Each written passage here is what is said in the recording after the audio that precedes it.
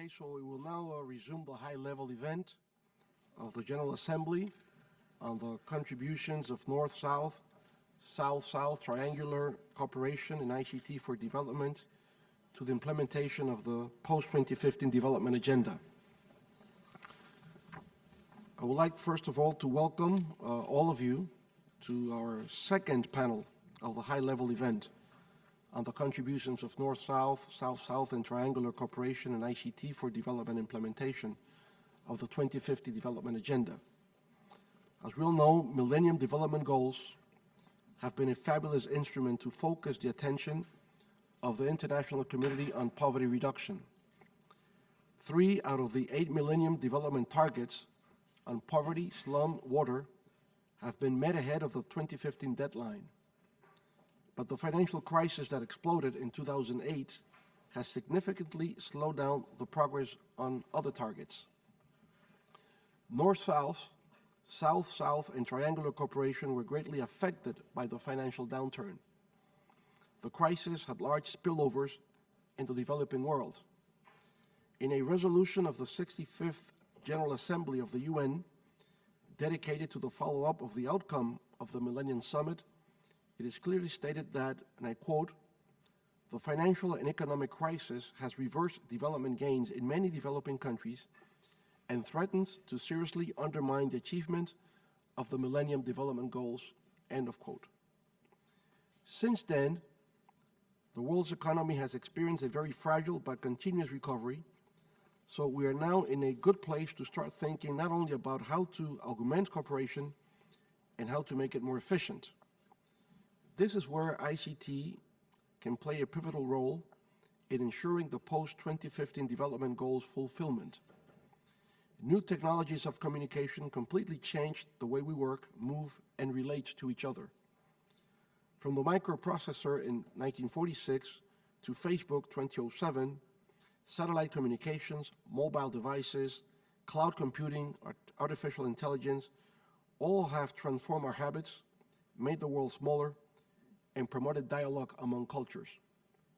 However, the truth remains that the digital gap between developed and developing countries and between urban and rural areas could represent a big challenge to equality among world population. So it is important at this point to ensure that education and technology transfer can help to assure that ICTs don't become another element contributing to inequality. Today, we seek to explore how the different types of international cooperation can serve to enhance the means of implementation of the post-2015 agenda. The areas of cooperation should include trade, human resource building, technology transfer, financing for sustainable development, among others. We'll also try to identify the existing national and international mechanisms that can elevate the effectiveness of official development assistance and make it more human-oriented, aiming to lift people from extreme poverty, improving education, or food security. Cooperation shall work hand-in-hand with the latest developments in technology to ensure the reduction of the technology gap, overall access to internet and other telecommunication services in least developed countries, and reduce inequality. To help us find some possible solutions and determine the outline of how cooperation in ICTs shall interact with the post-2015 agenda, we have gathered today a group of distinguished panelists and discussants.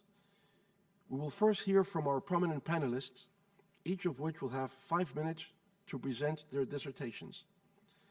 Our panel this afternoon is composed first by His Excellency Dr. Hamadoun Touré, Secretary General of the International Telecommunications Union, where he has collaborated for an extended period and where he also served as Director of the Telecommunications Development Bureau. Dr. Touré also co-chairs the Broadband Commission for Digital Development, has promoted events as important as Connect Africa, and is a firm believer in the importance of government, industry, and academia working together to maximize the opportunities that ICTs can offer. Her Excellency Mrs. Suvi Linden, after serving as Minister of Communications and a Member of Parliament for Finland, was appointed ITU Special Envoy for the Broadband Commission for Digital Development. She has occupied positions in a number of international organizations and was named Visionary of the Year by the Intelligence Community Forum. Thirdly, we have Dr. David Stephen, who is a Senior Fellow and Associate Director at the Center on International Cooperation at NYU. Dr. Stevens has advised the UNDP and a number of member states and the President of the General Assembly on how to address the post-2015 agenda. He also works on global risks, foreign policy, and international development. Today, we're also honored by the presence of three well-informed and eager discussants from different backgrounds who will hopefully spice up our dialogue. That is Mrs. Anita Gudamurthy, Executive Director of IT for Change, Mrs. Corinne Woods, Director of the UN Millennium Campaign, and Mr. Matthew Bombs, Communications Manager of Comunitas, Coalition for Sustainable Cities and Regions in the new UN Development Agenda. Each of them will be allocated 3 minutes to express their insights with respect to the panelists' expositions.